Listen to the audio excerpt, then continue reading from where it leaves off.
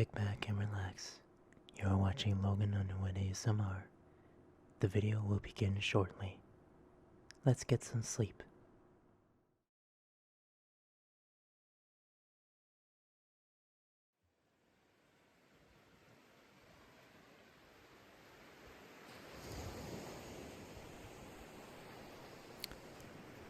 Hey critters, it's Logan.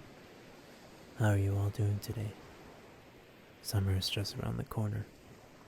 I'm sitting here and relaxing at the beach.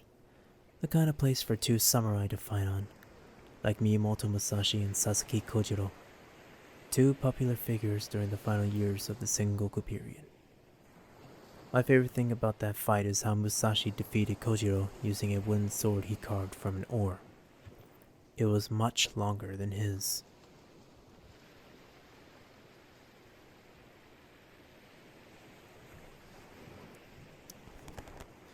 Time to start our first ASMR read-through.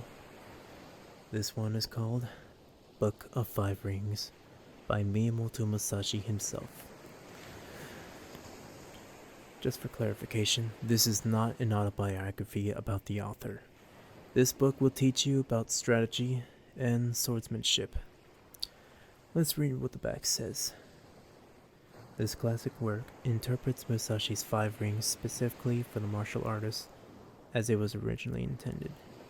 It explains the truths necessary for a full understanding of the Musashi's message in depth.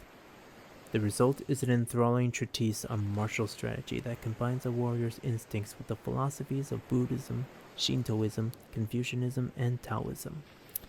And I'm not gonna spoil it. You know, I'm a big fan of Japanese culture when it comes to literature. Well, not just the manga. That doesn't count. I appreciate the books on middle history, religion, and classical poetry. Anyways, let's begin. All I need is my book and a whole jug of water to keep me hydrated. Water is a symbol of purity. Okay.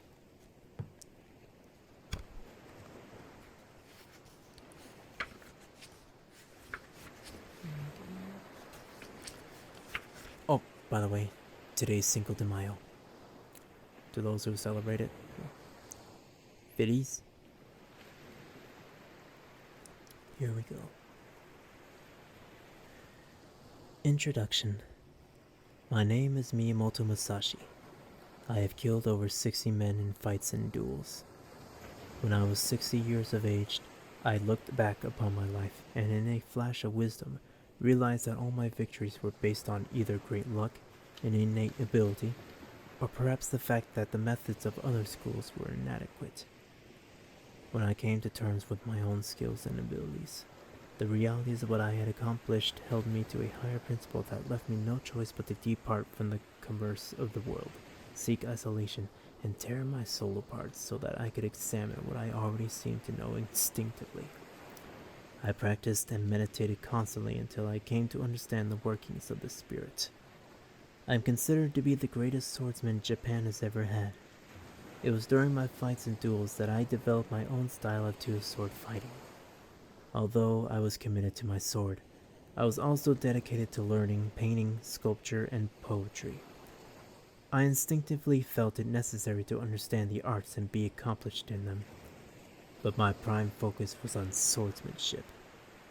I was not a particularly religious person, although I know of Buddhism, Shintoism, and Confucianism, and am aware of their tenets. What will be changed in my teachings with the passing of time cannot be known. There are, however, specific warrior attitudes that make good sense for the martial arts. These warrior attitudes are succinct and definitive. It may seem that I am repeating the same thing over and over. While it is true that I am doing this, it is only to reinforce my teachings upon you. By constant repetition, you will soon come to understand my way of strategy. I will not leave it to you to try to quickly grasp my ideas in passing. The Book of Five Rings is divided into 5 sections called Earth, Water, Fire, Wind, and Nothingness. Earth lays the groundwork for the study of the whole book. Water explains attitudes of warriorness through an understanding of strategy. Fire teaches fighting with the principles of earth and water. The Book of the Wind describes the differences between my school style and the styles of other schools. The Book of Nothingness describes the way of nature as the true mode of being. I have not followed the paths of other men. I have lived without the benefit of a teacher, and by my own devices I became the master of myself, and thereby master of the sword and the brush, never differentiating between any of these arts. It should be understood that without the assistance of a teacher, many roads become open to a practitioner, some on the correct path and some on the incorrect path. It is not for everyone to be without guidance. Only a few, and they are exceptional, can make a journey to wisdom without a teacher. You must have extraordinary passion, patience, and self-discipline to make a journey alone. The goals must be understood, definitive, and no diversion can be acknowledged or permitted if you are to attain enlightenment within the sphere of a chosen art. This is a very difficult road to travel, and not many are made for it. It is frustrating, confusing, very lonely, certainly frightening, and it will sometimes make you think you do not have much sanity left to deal with the everyday surroundings of your world. Also, there is no guarantee that you will attain perfection. It must all come from inside you without any preconceived notions on your part. And so, we begin. The Book of Earth. G. No man is invincible, and therefore no man can fully understand that which would make him invincible. Even with complete and thorough study, there is always the possibility of being defeated, and although one may be expert in a particular form, mastery is something a man never stops seeking to attain. It is doubtful that anyone truly understands the real way of strategy, much less truly lives it. Yet military leaders must have some understanding of strategy, and they must pass it on to their warriors regardless of the limitations of their own understanding. There is no one way to salvation, whatever the manner in which a man may proceed. All forms and variations are governed by the eternal intelligence of the universe that enables a man to approach perfection. It may be in the arts of music and painting, or it may be in commerce, law, or medicine. It may be in the study of war or the study of peace. Each is as important as any other. Spiritual enlightenment through religious meditation such as Zen or in any other way is as viable and functional as any way. Certainly in the way of the sword or the fist. A person should study as they see fit. A warrior should have an understanding of the peaceful arts as well as the killing arts. This is a twofold way. If a man chooses a certain way and seems to have no particular talent for this way, he can still become a master if he so chooses. By keeping at a particular form of study, a man can attain perfection either in this life or the next, if a next life is believed in. The warrior, however, understands that the end result of any study is a kind of death, sublime, not necessarily physical, before the attainment of perfection. Many different types of people have been known to die for either the right reasons or the wrong reasons. The only shame in dying incorrectly is to die a stupid and meaningless death. To die as a warrior means to have crossed swords and either won or lost without any consideration for winning or losing. There is just not enough time, and generally there is not enough strength in the resolve of any man to do otherwise. In all accomplishments of war, the warrior understands that the only real measure of his ability lies in being able to beat men in fights regardless of their nature. Failure in any other area is not to be construed as a true test of a warrior's mettle. The true virtue of strategy is in allowing us to overcome all odds in daily life and in helping us attain the closest state we can to being one with the supreme power before going into battle. The development of warrior consciousness is an ongoing thing. Each new experience continually leads to new challenges. The way cannot be learned through frivolous contests in which the outcome is for the name of a school or a large trophy. It can only be realized where physical death is a reality. the way of strategy. The way is a specific and determinedly deliberate methodology. The ancient masters must be studied constantly without respite, even when the practitioner thinks he has grasped the knowledge. It is important to realize that technique is not the end of an art. Those good in technique, regardless of the art they pursue, are not necessarily able to teach the true meaning of an art. Beginning students who do not know this and who think that they are being brought to the threshold of understanding are not to blame so much as those who teach without understanding the inner and outer worlds of the art of which they profess to be masters. It is useless for people who look good in play competition to think in terms of being masters. They appear to understand and as a result permit their own self-importance to convince them that they are bearers of the truth. Only through a constant search from within, based on one's own lifestyle, can the truth be known. It is absolutely a personal thing. Commercialism does nothing to enhance the reality of truth, although it can lead to one of the start of the path. A man cannot understand the perfection and imperfections of his chosen art if he cannot see the value in other arts. Following rules only permits development up to a point in technique. To advance further, the student and artist must learn and seek other knowledge. It makes sense to study other arts as well as those of strategy. Who has not learned something more about themselves by watching the activities of others? To learn the sword, study the guitar. To learn the fist, study commerce. To only study the sword will make you narrow-minded and will keep you from growing outward. Everything is for sale, including men's souls. A man cannot understand the art he is studying if he only looks for the end result without taking the time to delve deeply into the reasoning of the study. There is no purpose in trying to determine whether one is better than other. If anything is anything, then everything is everything. Do not confuse profit with profitability. To sell yourself based on the design of your school symbol is unfair to students and is, moreover, moronic because it fools the unknowing into thinking that skill is based on superficiality. Besides, it is bad karma and it will come back to haunt you. You cannot fool with the spirit of the thing itself. It is a far greater wisdom than men can ever understand. In our society, there are 4 classes of people. Each fulfills appropriate functions and each is able to attain levels of perfection according to its own means. The specific ranks of the classics in order of their importance to the society are the samurai, the farmers, the artisans, and finally, the merchants. Each is respected and disrespected equally by the other classes. The samurai are warriors and live a higher ideal. The study of their weapons is their prime motivation. Farmers are next because they provide the food needed for the masses. Artisans are the craftsmen and makers of weapons and other products. Merchants are a ridiculed class because they produce nothing except profit from the work of others.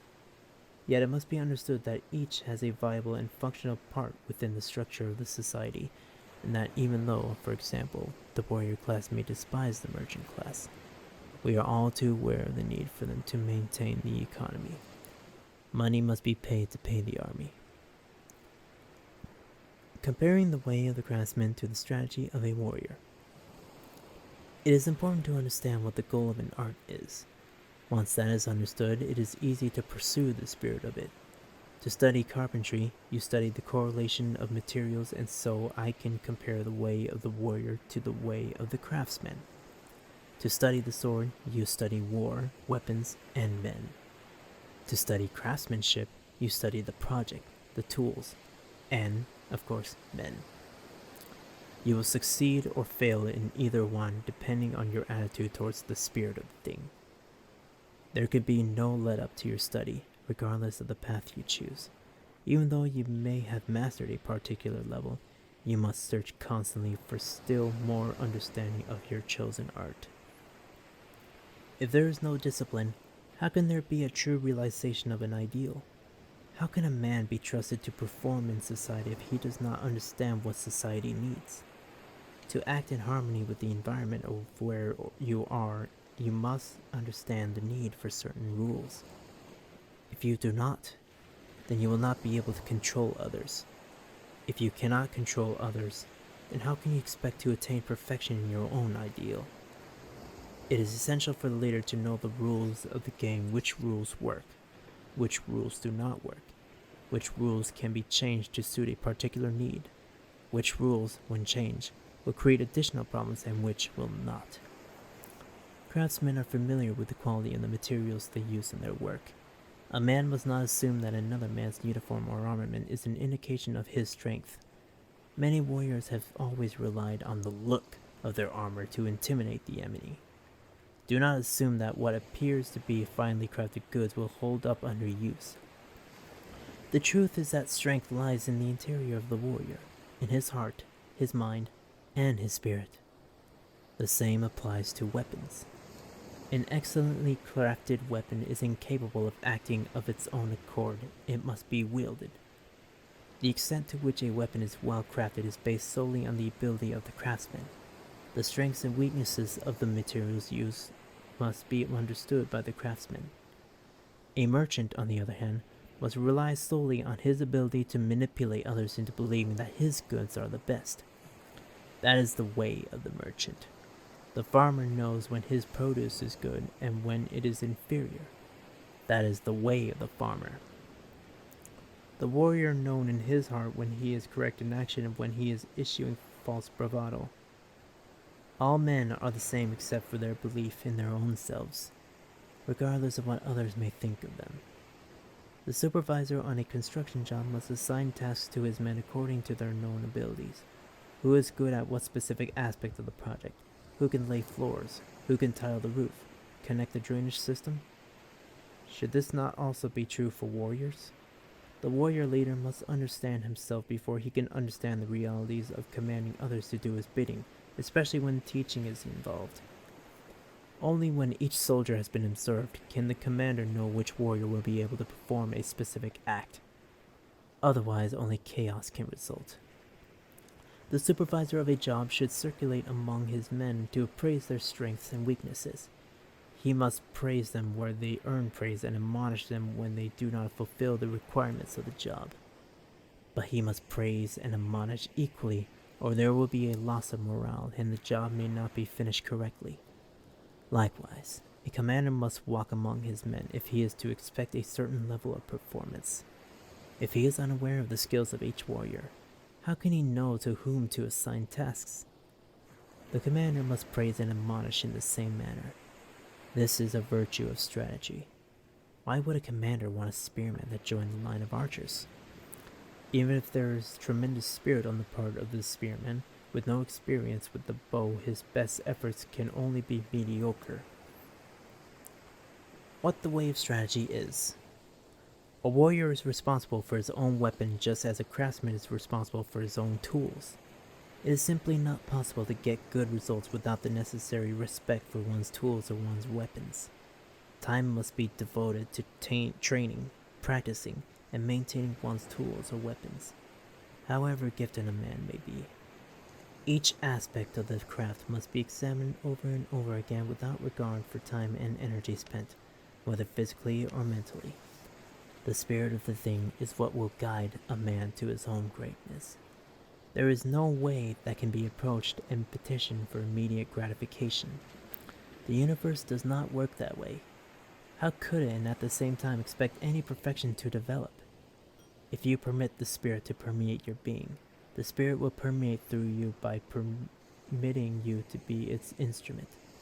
When the warrior becomes skilled and understands his chosen weapons, when he cares for them with a sense of oneness, knowing they are used to defeat enemies, he can be self-assured as a warrior.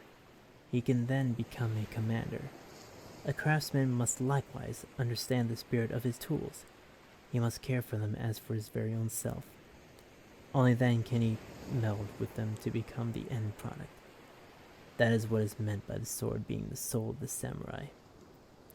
A warrior must be proficient in all the tools of his trade. He should understand the functions of all weapons and the functions of all military regimentation. A lancer should understand the sword. A kenpoist should understand jujutsu technique, and a doctor should know carpentry. How else could they meet the unexpected without knowing how the opposition's weapons work? It is also suggested that the warrior familiarizes himself with the actual workings of other weapons. In this way, a foreign attack will not overwhelm him with its technique, even if it has never been encountered before. Constant study of every aspect of the warrior's craft is essential to understanding the true value of one's particular skills. This is what the ancients meant when they said to think deeply about things. This is another way to grow in your skills. For example, what would your reaction be if you were studying one craft of warriorness and then found that you truly enjoyed working with a different weapon? Contemplate the reality of this. Do not make the mistake of thinking that it is sufficient to finish one section of a job without having planned its continuation. If you are going to construct a desk, you must plan for drawers, knobs, etc. If not, the work may appear to be aesthetically pleasing, but in reality will be disharmonious with the universe. Masters plan for contingency even when it appears that they are only improvising.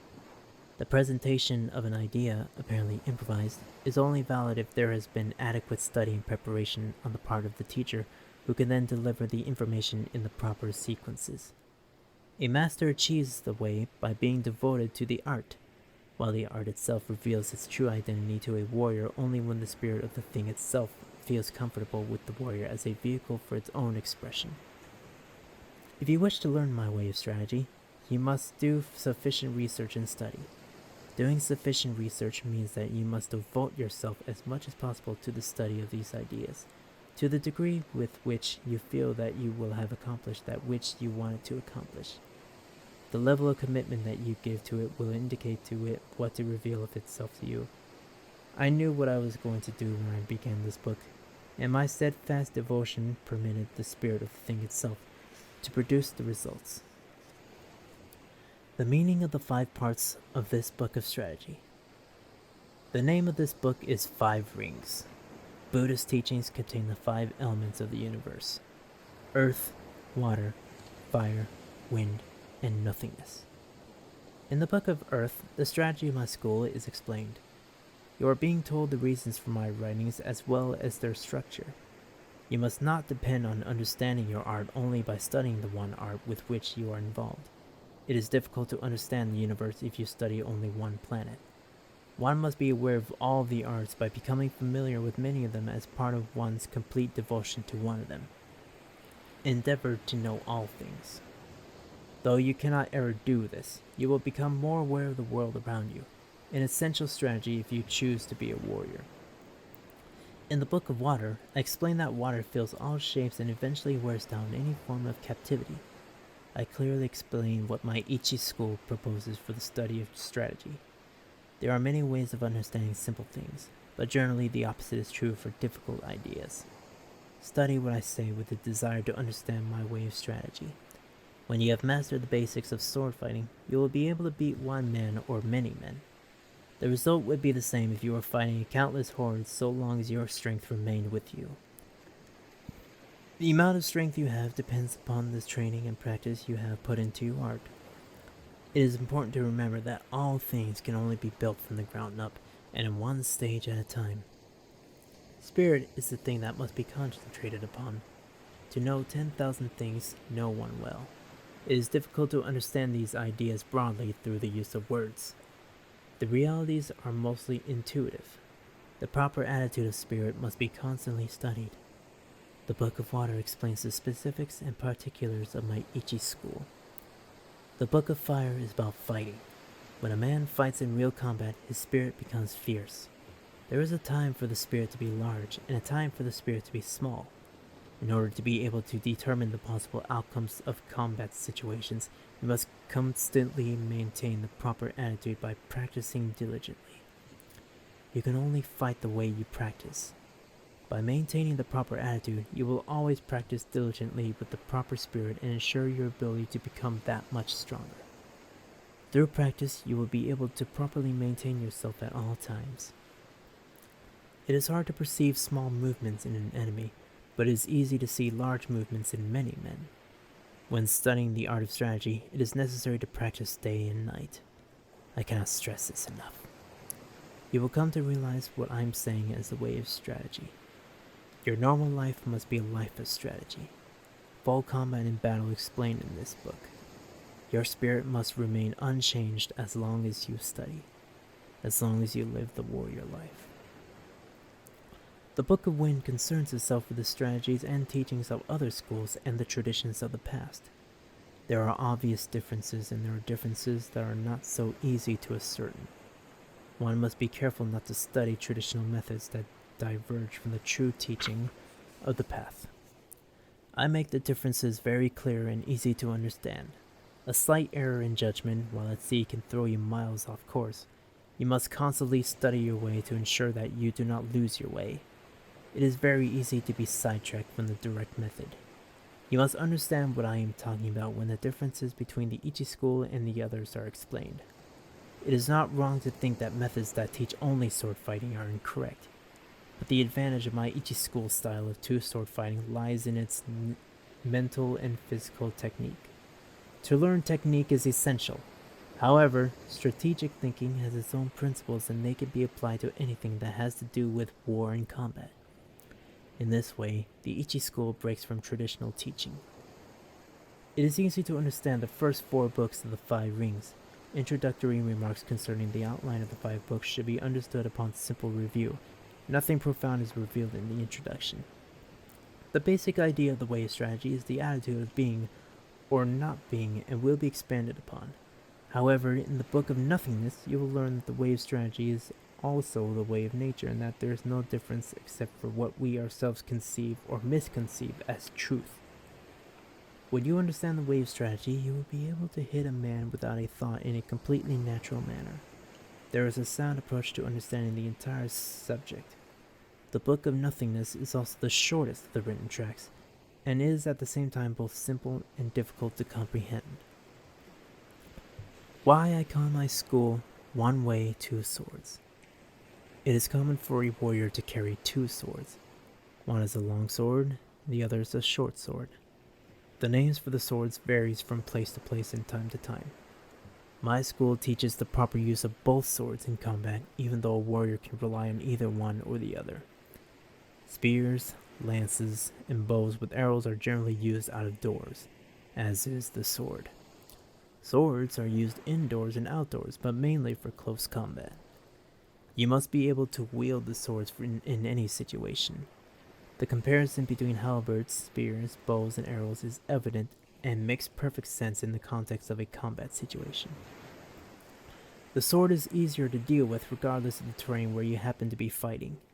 At the beginning of training, lances, spears, and other weapons are certain to prove difficult, especially if you have never had experience with them.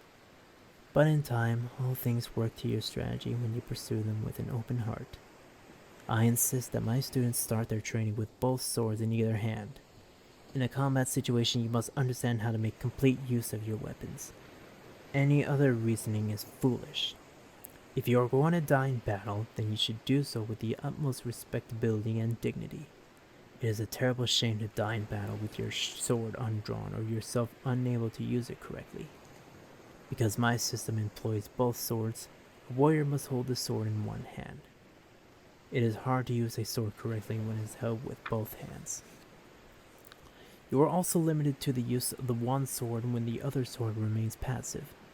A drawn weapon is a killing device and must be used as such.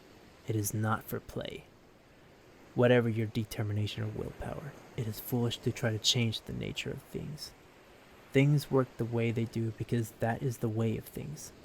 The warrior should fully understand the nature of the weapon he is using.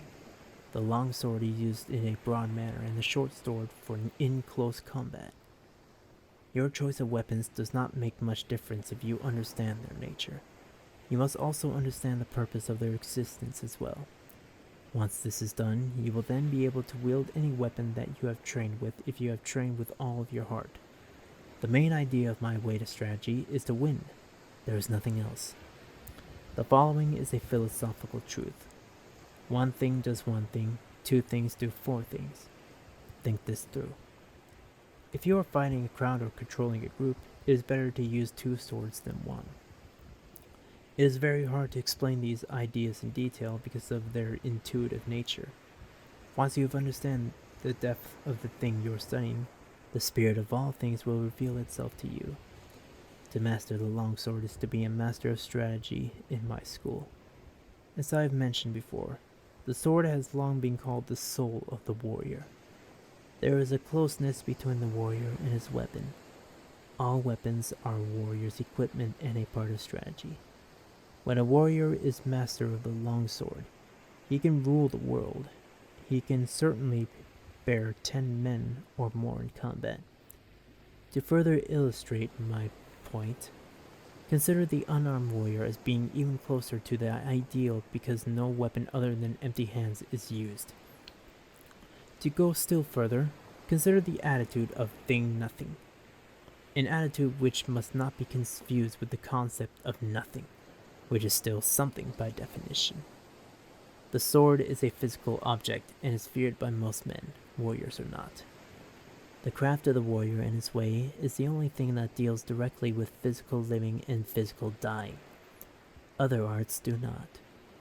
To understand the universe, one must be in accord with the truths of other matters in order to understand more deeply the conviction needed to pursue the way of the warrior. Other ways do not deal with life and death. They deal with ideas that may or may not be acceptable to others. There is a significant difference between beating a man intellectually and physically taking his life. We live in a physical world and are governed much more by the things that can affect us physically than by psychological browbeating. The advantage of using weapons in strategy. Each weapon has its own spirit. Each weapon must be used in its proper place in order to be effective and enable the handler of the weapon to take advantage of its properties. The ultimate weapon is thing nothing. In addition to physical weapons, consider the use of empty hands to be the ultimate physical weapon. Now consider the use of empty mind.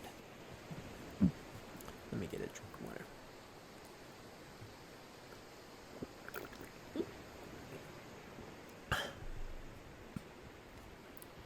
You must study with the idea in mind of being able to function in any situation with any weapon. If you study hard and understand the properties of all weapons, they may be used effectively in any situation. Attack weapons like the spear and the bow are good at the onset of an attack but become virtually useless when involved with up-close combat. This does not mean that the bow is entirely useless. Remember to read with understanding and to keep in mind the weapons that are used in warfare. As new weapons are developed, they should also be studied with the proper intent of the warrior, which is to master strategy. The gun is a formidable weapon and has no equal at the beginning of an onslaught, but it becomes useless in combat at close quarters because of the difficulty of reloading. The lance and spear must be used at a distance, and the bow is of no use in close combat either. Consider the times you are living in and the weapons available to you. As times change and new weapons are made available to you, you must continue to study the nature of these weapons and learn to work with them in learning my strategy. The weapon is a tool to be used efficiently and effectively, otherwise it will be of little value, even in the hands of a master. With the longsword or with empty hands, the stance should be strong, the cuts, strikes, punches, and kicks strong, and the spirit unyielding in the face of battle. This will depend on the amount of heart you have put into your training and practice. Weapons may have decorations on them to enhance the spirit of the warrior, but they should primarily be built for durability. It is dangerous for a warrior to know only one thing. It will eventually create short-sightedness and limit the possibilities for additional growth. What is the sense of knowing a thing to such a degree that you become oblivious to other things? If you constantly disregard the possibilities of other methods and tools, then you become short-sighted and may in fact lose the advantage of your own strength. That is why the warrior must learn the techniques of other schools and apply that information to the system being studied here. Why timing is important in strategy. There are good times and there are bad times for everything. When you understand timing, then you also understand rhythm. Timing and rhythm, they are one and the same thing, yet they are different. To understand them both as one, you must understand them individually. It is absolutely essential to understand the timing of universal harmony as well. Timing can be altered. Rhythm can be altered. They can be altered individually or in unison. You must understand that in order to restructure time, you should have a complete understanding and realization of the universe, or else your own substance will be infected with error and you will not be able to perform properly in battles of any type. I cannot stress this enough that this comes with constant practice. Understanding timing and rhythm is essential to my strategy. You should always train with timing and rhythm uppermost in your mind, and realize that there are different types of timing and different types of rhythm. Understand them well, and you will understand my way of strategy. Endnotes to the Book of Earth. It must be understood that training is never completed. When the warrior thinks that training is over, he will find that the spirit of the thing itself he has been studying will elude him and fail to provide him with any future revelations. He must never stop training. In this way, the spirit of the warrior will continue to grow. The way of the warrior is a way of life and can never be construed as a hobby unless you are seeking only to impress others with your technique. You must never stop studying the written passages of masters relating to the art you have chosen to practice. Nor should you stop studying other arts that the warrior studies to broaden his horizons. The heart is essential in helping the intellect to understand the spirit. If you do not have a map in unfamiliar terrain, how can you hope to get to where you want to go without difficulty? Even if you have directions, you may still have to negotiate roadblocks along the way. Likewise, if you do not set your mind and heart on the required principles, how can you ever hope to understand what it is you are trying to accomplish? It is important for the warrior to constantly meditate upon these things. Think honestly within yourself in your dealings with the mole men. Constant training is the only way to learn strategy. Become familiar with every art that you come across. Understand the way of other disciplines. Know the difference between right and wrong in the matters of men. Strive for inner judgment and an understanding of everything. See that which cannot be seen. Overlook nothing, regardless of insignificance. And do not waste time idling or thinking after you have set your goals. The 9 basic attitudes I've listed are essential for freeing your spirit from negative thoughts that would interfere with your journey. They must be thought about constantly. You must take them into your heart. Once you have accepted the need to study these attitudes, you can proceed with deliberateness, diligence, and comfort. You will be able to beat many men just by looking them in the eye. They will realize that you are a formidable opponent and will not have the heart to attack. Remember timing. Do not forget harmony with the universe and self. Remember that continuous study is essential for approaching perfection in a chosen art. Although some people may appear to be there, they too must continually deal with change, based on the rise and fall of timing and rhythm. However, through devotion to the way of your art, you can remove yourself from the general mass of people and be able to concentrate more effectively on your chosen way.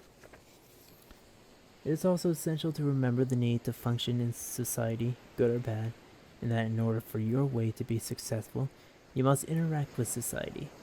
If you wish to control others, you must first control yourself. That is why it is necessary to study continuously. This is the essence of my strategy. So ends the Book of Earth. Wow, that was pretty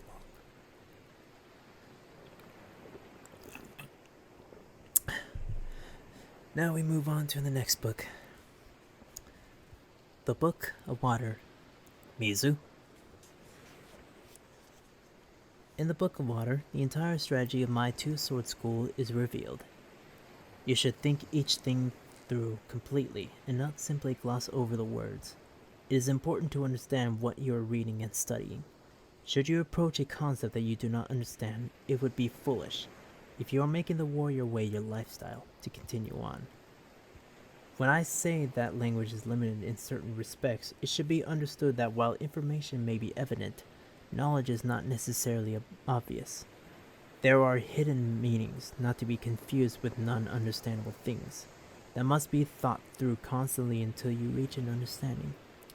When you reread this book, you will see another level of understanding come to light.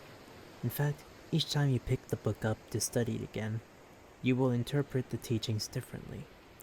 This does not mean that your previous understanding was wrong. It simply means that you are proceeding to ask the spirit of the thing to reveal itself on a higher level. While it appears that the rules of strategy are explained here in terms of single combat fights, you should also think on a larger plane to understand battles involving many men. There is no limit to a man's ability once he understands the strategic principles of an art, for they will also be useful when applied to other situations. It is important for you to make sure you understand what you are reading. When you study strategy and grasp meanings, even slightly incorrectly, you will eventually be far off course. When you understand what I am telling you, apply what you have learned to your everyday life. Imitation is the surest form of flattery and failure. I am not interested with your talk about my ideas. I am more interested in your applying them to your life. If you do not, then you are essentially not in accord with your own mind.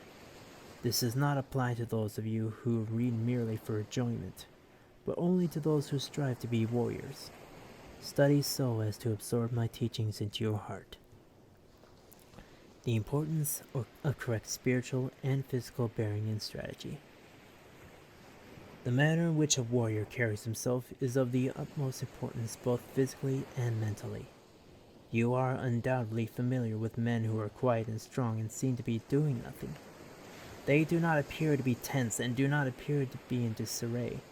They simply appear. This is exactly the appearance for which they strive. When it is necessary to attack, they do so with complete resolve, sure of themselves, neither overbearing in attitude nor with false humility.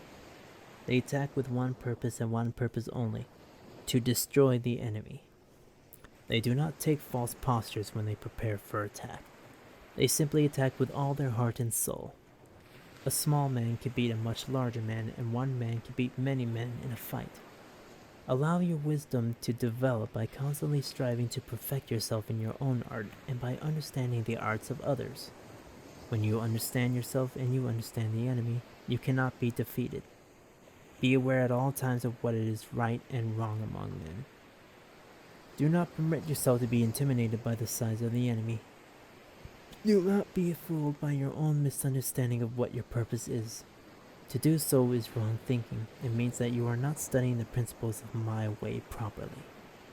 Whether on or off the battlefield, there is no difference in spirit. The warrior sees all of life as the battlefield. Do not lose heart if the enemy's appearance is overwhelming. You must commit yourself to constant study in order to develop the perfection in your soul evident in the demeanor of the spirit. How you should stand in combat readiness. I always stress form and balance. If you are lax in your stances and positioning, then you will be unable to perform your technique effectively. Focus your concentration on only one thing, making the hit. Narrow your eyes slightly and ever so subtly flare your nostrils.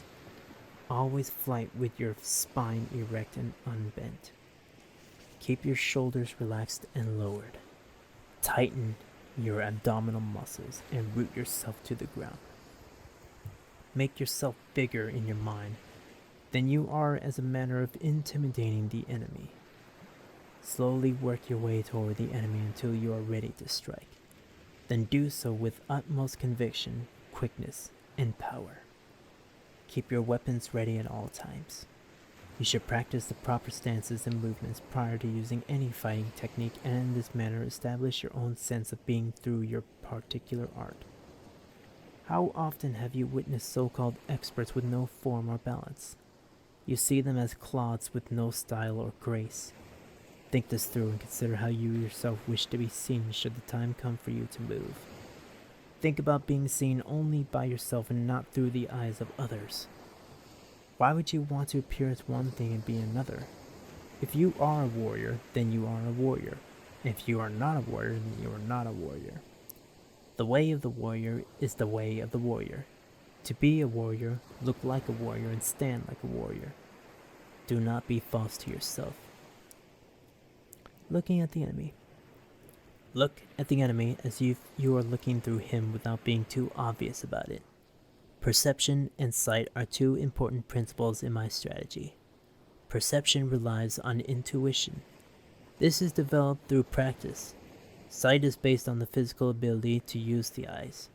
To understand the difference and sameness of perception and sight, one must be prepared for the possibility of losing one's sight in mortal combat. Learn to see things far away and up close. This applies as well to the attitudes towards stance and positioning. Do not prejudge a view according to what you think things should appear to be, but instead look at all things equally, and in this way you will be able to discern what can hurt you and what cannot. Peripheral vision is of the utmost importance. It is a skill that is developed over a period of time and training. This is a stern discipline. It should be used in everyday life as well. I must insist upon training as the means of attaining excellence in the craft of the warrior.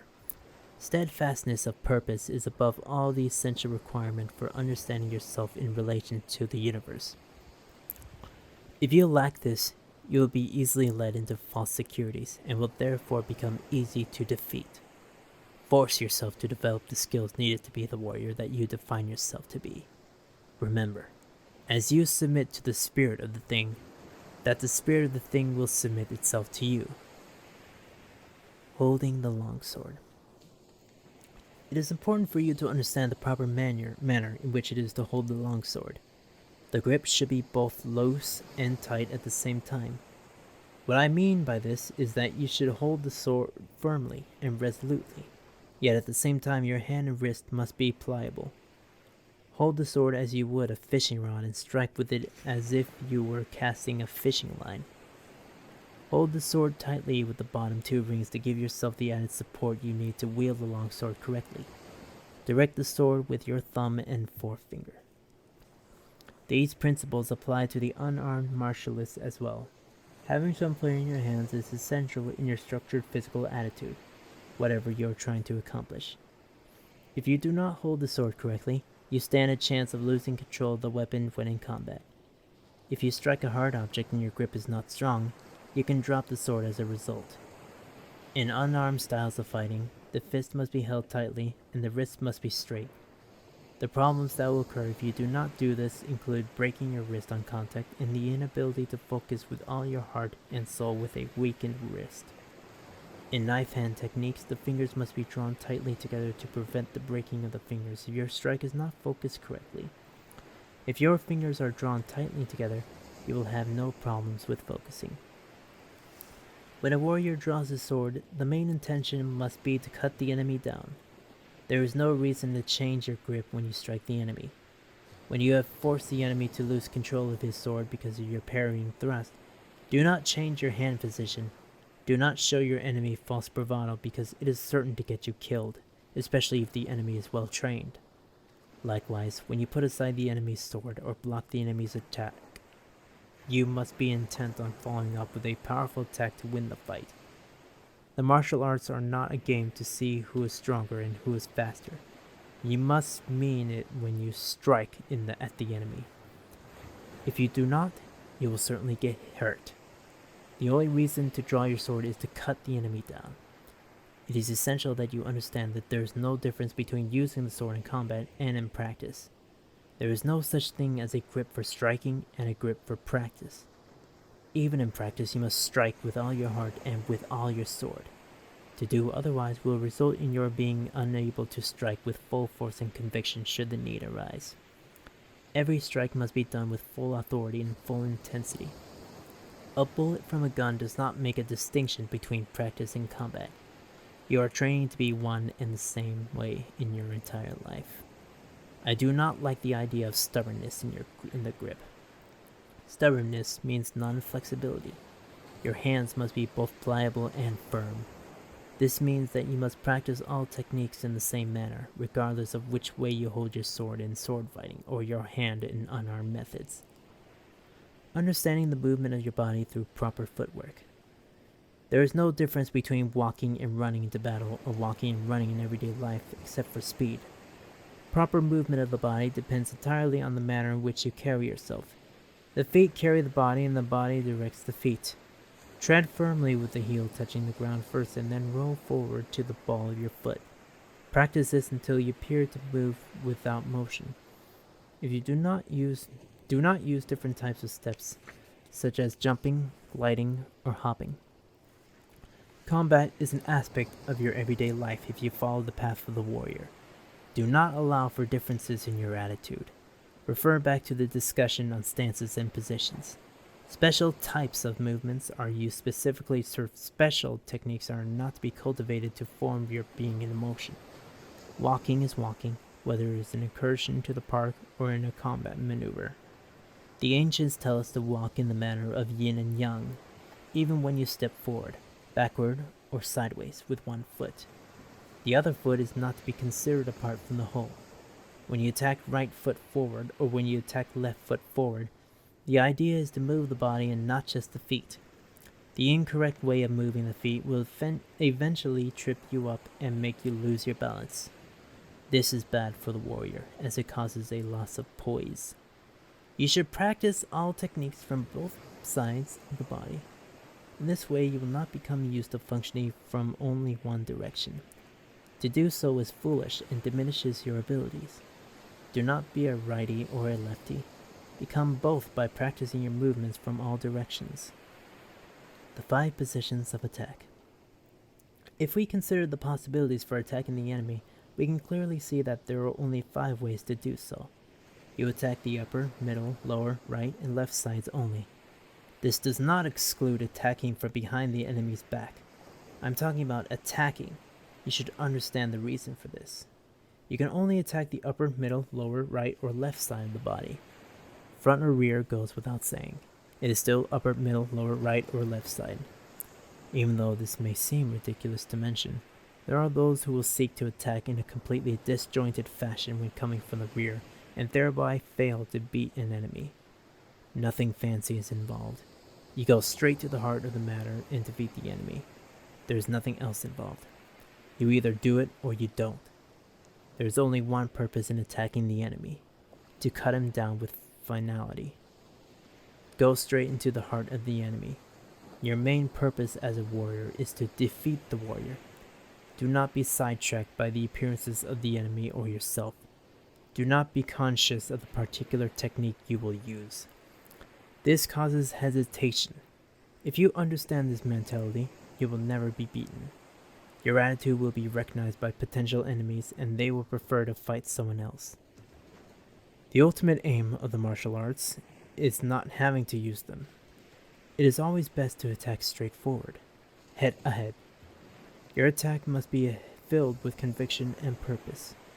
In this way, you defeat the enemy regardless of his abilities. Straight-ahead attacks are decisive. This does not mean that straight-in attacks have no circular movements. Research this well. Depending upon when you are fighting, you must understand when to use a front attack and when to use a side attack. It should not be a conscious decision in combat. This is why you must constantly practice from all sides. Going to the side means that you are encountering some sort of obstruction, perhaps another weapon, a strong attacking force, or something else. Everything emanates from a central core. This is true of all things regardless of their appearance. That is why it is said that you emphasize everything you do from the middle of your heart. An attack of any kind must originate from the center of the warrior and go directly to the center of the enemy. It is important to understand the need for concentrating your attack on the middle and letting it take its own course by going up, down, left, or right according to the needs of the spirit of the thing itself.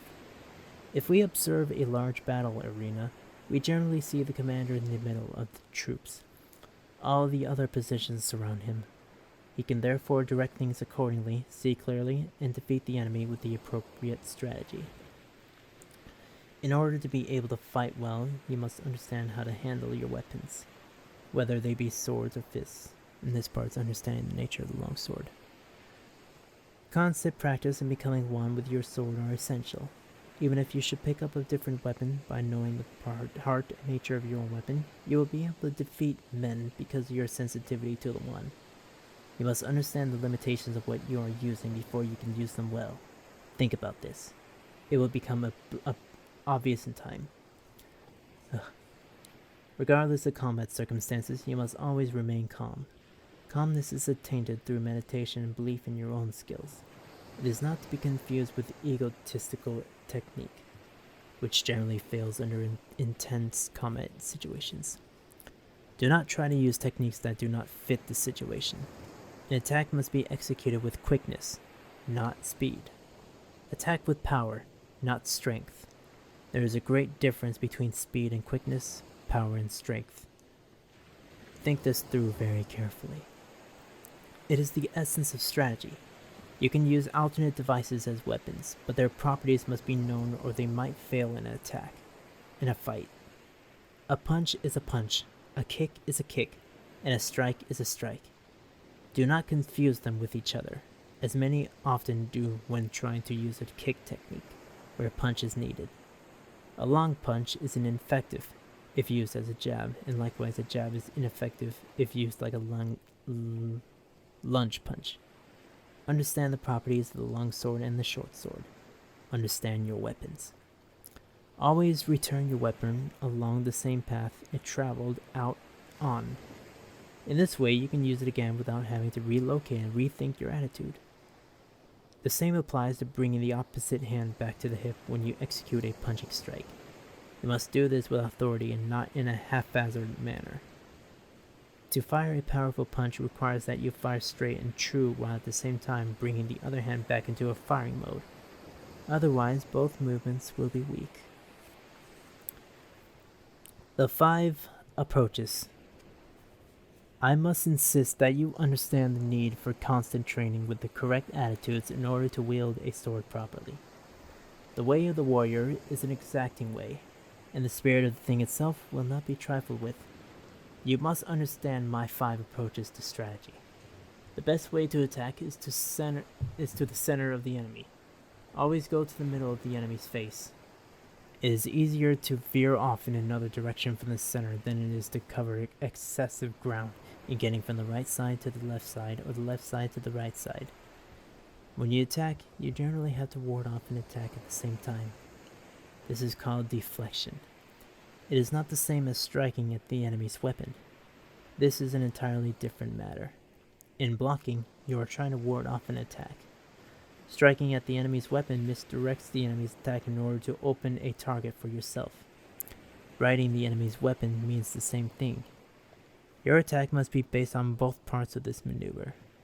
Neither one nor the other, but both. If it is not, then it is not an attack done with conviction and will not be effective. Being directly in the enemy's face is the same thing as pointing your sword into the enemy's face. Your directness is what will enable you to succeed. The upper attack is the second of my attacking strategies. An attack must be made with the idea of repeating it. It is not always possible to cut the enemy or hit the enemy with only one attack.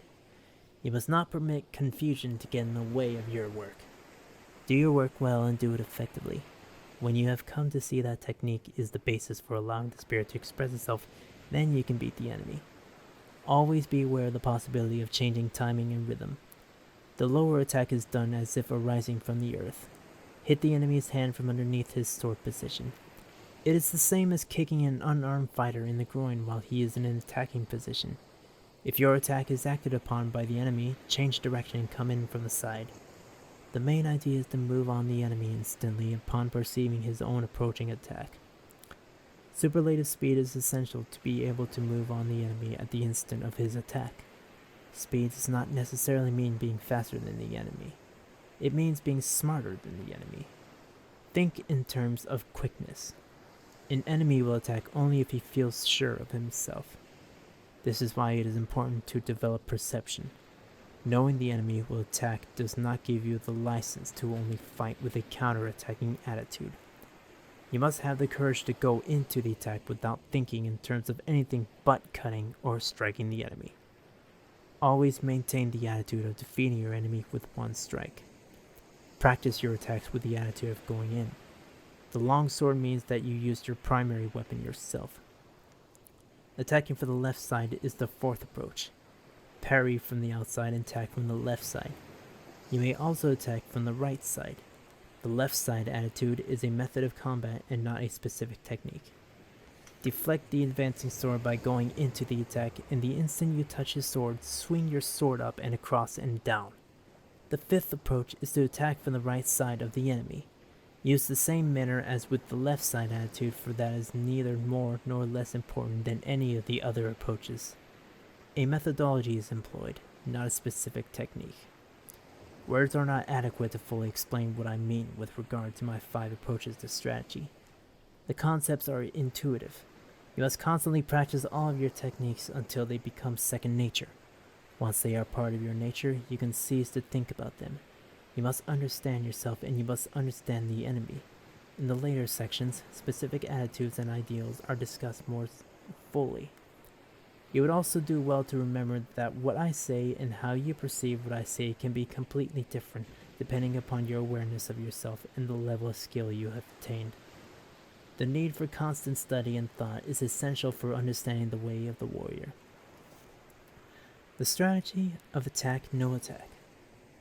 It does not matter which of the 5 attitudes you use, because in every situation you must be flexible enough to change the entire structure of your attack. The main purpose being that of cutting or striking the enemy dead. You must wield your sword properly. Be prepared in spirit to change the direction of your attack in any moment. In practice, attack to the upper and in mid-attack immediately change direction to a lower attack. Attack from the left side and immediately change your attack to a direct middle thrust. Change direction from the right side to a lower attack to an immediate left-sided attack. Constantly experiment and train yourself to understand the changes of my attack, no attack strategy. It is absolutely essential that you understand what is being said here.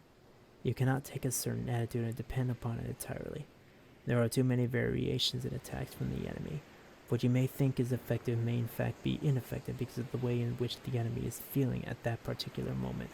Your attitude must be such that you can shift into any other mode of combat without having to make a conscious decision. You must be flexible and you must have no particular liking for any particular set of techniques. Think this through very carefully.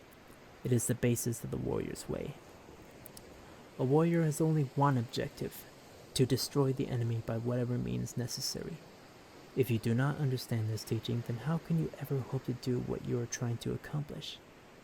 You must go into combat with the attitude of absolutely destroying the enemy. If you do not develop this attitude, what are you doing there in the first place? Combat fighting is not done for fun. Even in practice sessions, you must have the attitude of going in for the kill. Remember, the main idea behind becoming a warrior is learning how to destroy the enemy. Without destroying the enemy, you are playing a child's game. Destroy the enemy at any cost, even if it means that you yourself may possibly be hurt in the exchange. Think of nothing but of cutting the enemy down. Even when large armies go into battle, their main attitude must be to destroy the enemy, otherwise they will lose and be disgraced.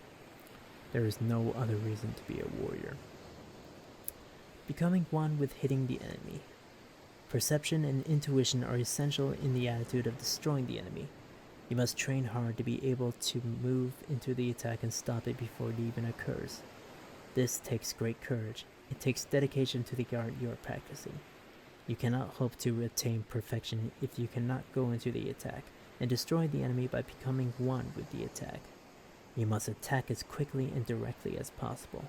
You must be able to strike the enemy even should he go into a retreat posture. You must continue on, you must not hesitate, and you must be relentless in your conviction. This takes great effort in training and meditation, but it must be done. You must continue in with your attack regardless of the attitude of the enemy. It is hard to understand this without actual practice and more practice. You must have a trainer assisting you in your practice. But if you don't, then you must firmly develop the concreteness of the idea into your own mind and body and practice with all your heart and soul. Your attack must be relentless, and it must not be thought of as a thing in itself. No thought, no idea. There is no need to wait for the enemy to start combat.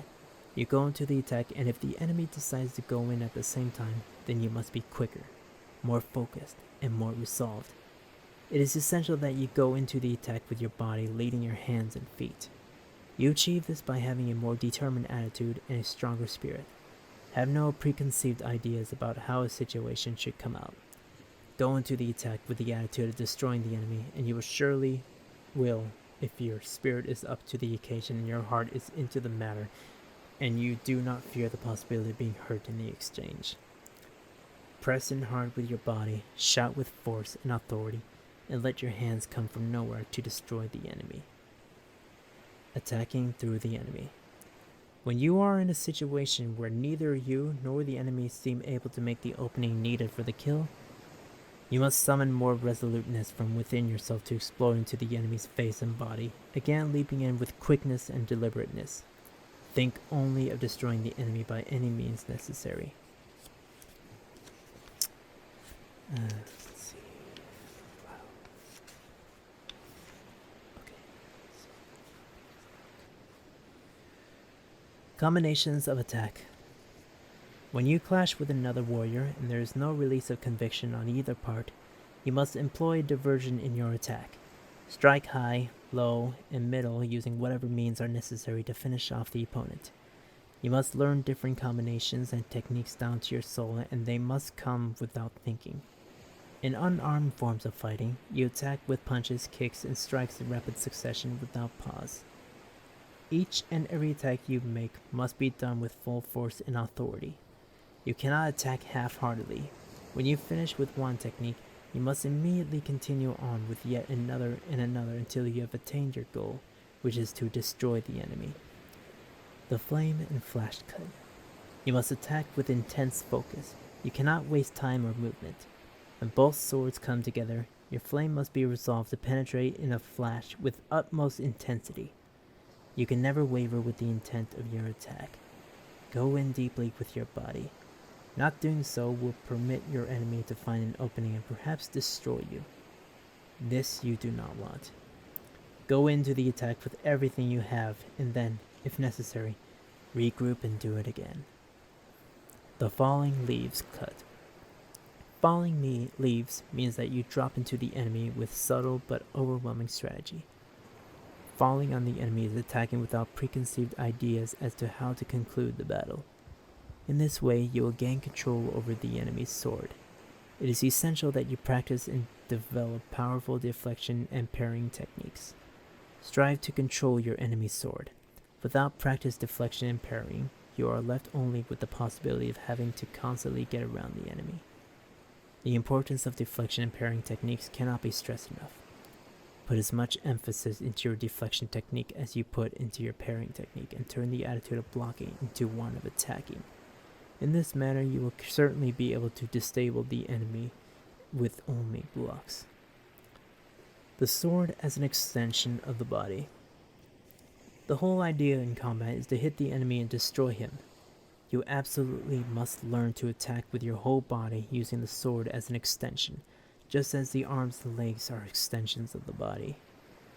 When you attack with your whole being, there is little room left for thinking about overprotecting certain areas. You are committed to the attack, and you are not concerned about the possibility of getting hurt in retaliation. There are times when you must compress your spirit prior to exploding, and times when you must explode before compressing. This is called the yin-yang attack. There is no one way to attack and destroy the enemy. Use combinations, single attacks, multiple attacks, etc., with all the tools of your craft, such as punching, kicking, and striking. Destroy the enemy by any and all means. Differences in cutting and slashing attacks. You must be utterly resolved to cut the enemy down. Slashing can be equated with just tapping the enemy with either a sword or a fist. It is not a truly resolved and committed attack. Cutting means that you are firmly resolved to destroy the enemy in one move. This is urgently important to understand. Regardless of the intent of the enemy, you must fire with full force and authority. If you do not, then the opponent will see you as weak and perhaps have no difficulty in cutting you. Cutting is proper form and understanding. Slashing is based on a lack of skill and little belief in your own skills. The bashful monkey's body. The bashful monkey does not reach out with his arms. There is no spirit in the intention of the attack and is usually used by those who do not understand the strategy of an attack. The bashful monkey is unsure of himself and is probably thinking of the possibility of being hurt. By keeping yourself at more than arm's distance from the enemy, you are essentially not being sure of your own abilities. The attitude of destroying the enemy with one cut is based on the attitude of going in to the attack. If not, Your spirit is lacking and your resolve is less than complete. You must always close in on the enemy regardless of the indications of the enemy's strength. Sticking to the enemy like glue. Sticking to the enemy like glue means not permitting a gap to grow between yourself and the enemy in combat. You are committed to the attack, and should the enemy retreat, you must continue on with your attack, making sure that you have cut him down. Not to do so is to practice hesitation. Hesitating even for an instant allows the enemy to turn against you again, and possibly defeat you. If you do not stick to the enemy like glue, you are insecure in your convictions. You must develop your spirit to be able to drive through the enemy without worrying about whether or not you will be hit in return. When you lead with your head and let your body lag, you are effectively throwing your balance off and giving the enemy a target at which to fire. You must drive with your spirit, because when you do so, your head, legs, and body will move as one, making yourself bigger than you are. This is a strong warrior attitude. Extend your spirit above and beyond the enemy's body and spirit. Never cringe in fear, never fight without your spine being straight. This indicates your resoluteness to go in hard and deep to cut the enemy down. You first beat the enemy with your spirit, and then you beat the enemy with your hands or your sword. Stretch out your body and your spirit. Go for the kill with utter resolve and commitment. Being tenacious in your bearing. Stay with the enemy and do not allow him to force any distance between you, for this generally gives the enemy room to maneuver and a chance to bring about a successful counterstrike against you. Do not permit yourself to lose your composure. Do not permit the enemy to separate from you. Do not permit yourself to grapple with the enemy, for this becomes a contest of strength and may prevent you from performing with conviction to slay the enemy with one stroke. Striking deep with the body. Striking deep with the body means penetrating right into the enemy's face with full resolve and commitment. When you use your body to penetrate, you may be able to knock the enemy off balance, enabling you to continue in with your attack. You should understand the need to be able to blast the enemy's body away from his center of balance. You do this the way it is explained. You drive your spirit through the enemy's spirit, using the enemy's body by driving in with your shoulder and focusing your strike against the enemy's very being. You must focus intently, and when you have moved the enemy out of position, you absolutely must fire with authority, killing the enemy with a single and perfectly executed stroke. 3 ways to strategically counter an attack. My 3 methods of countering an attack apply to my sword fighting, as well as unarmed combat. Sorry, not my sword fighting, it's 2 sword fighting. One method is to block an attack by diverting the enemy's sword and continuing to attack right into the enemy's eyes. Another is to sidestep and feint to the side while firing a strike to the other side of the body. A third method is to feign a thrust and drive straight into the enemy's face with a powerful attack. You must attack with the attitude of cutting, rather than slashing. It is quite acceptable to attack the enemy with your bare hand in combination with a sword. In any event, you must always close in on the enemy and not give him a chance to counter against you. Stabbing at the face. When you are aiming for the face, the enemy will know it and possibly look to protect the area with a number of different techniques. It is at the very second you see him move that you must charge in with a substantial attack to the body or even to the face. You can approach any area of the enemy's body when he shows any sign of hesitation. What is important is that you continue your attack regardless of where you actually hit him. Aiming for one spot and having your sword make the hit in another spot is something that you will have to develop through constant practice. Stabbing at the heart. In fighting, it is always best to go straight in. Always go straight in with utter resolve regardless of the situation. You must not waver when you are making the attack. Doing so will give the enemy the opportunity to go around your attack and beat you. There are times when you will have to use other methods to destroy the enemy, such as coming in from the left side or the right side, or from the upper, middle, or lower approaches. But in most situations, it is best to go straight in. Think about this as you visualize your methodology. To humiliate the enemy by blocking and countering. In real combat, there are usually many blows thrown by each of the combatants. It is truly rare for a fight to consist of one man attacking and the other countering. You must practice constantly to understand the need to continuously strike and counterstrike until your will overcomes the will of the enemy. It is essential that you be able to fire a death strike as a natural extension of your block. You will be able to develop this concept through the repetitive practice of your formal exercises. You must practice with the intensity of real-life situations, or it becomes a game, and you can easily be beaten. The slapping away counterattack. It is important to understand rhythm when you are in combat. The importance of following the enemy's motions and his manner of preparing to attack is crucial to understanding the difference between beating him and being beaten. The idea is to use the enemy's attack as a springboard for your own quick cut attack. You must understand rhythm as an essential part of timing. When you have your timing down, you can become unbeatable because your attack cannot be made to waver even a little. You must think of the entire action as one motion and not two separate moves consisting of a block and a counter. Think this through thoroughly and understand what an attack really means. Enemies continue to come. This is a very important lesson.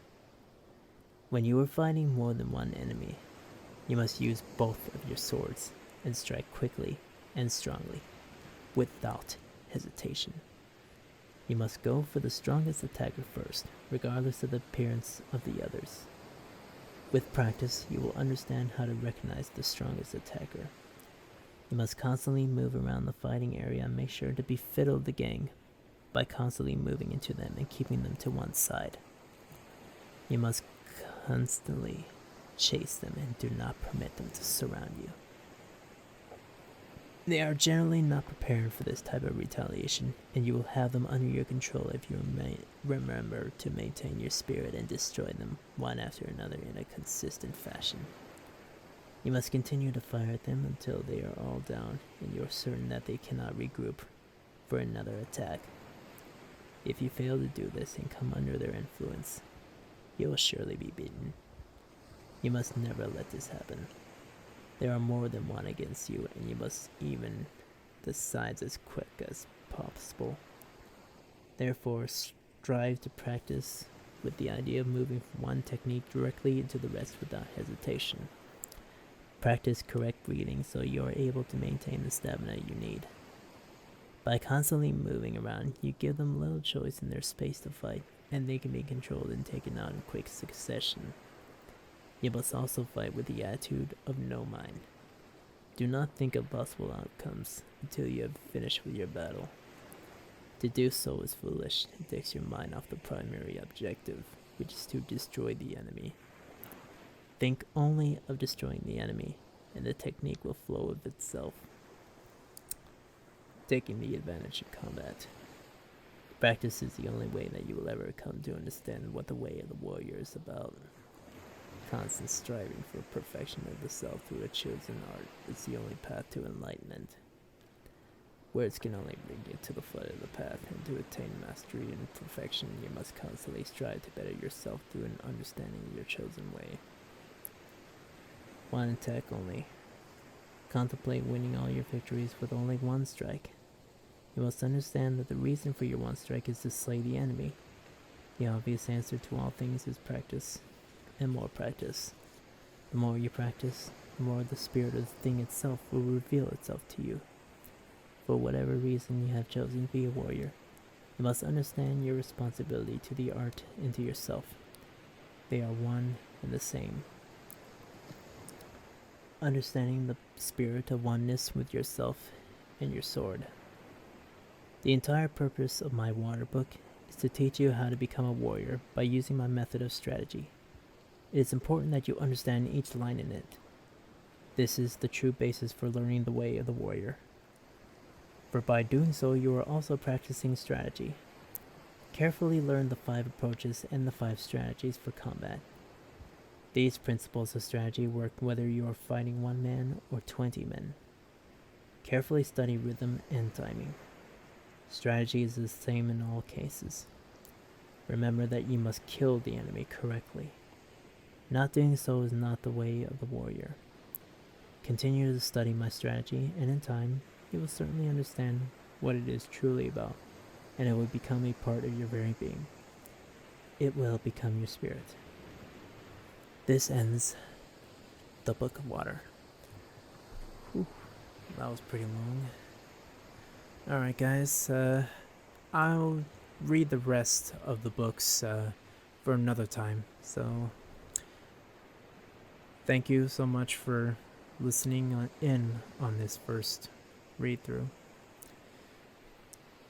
I hope to do this again in the future. So, goodbye and good night.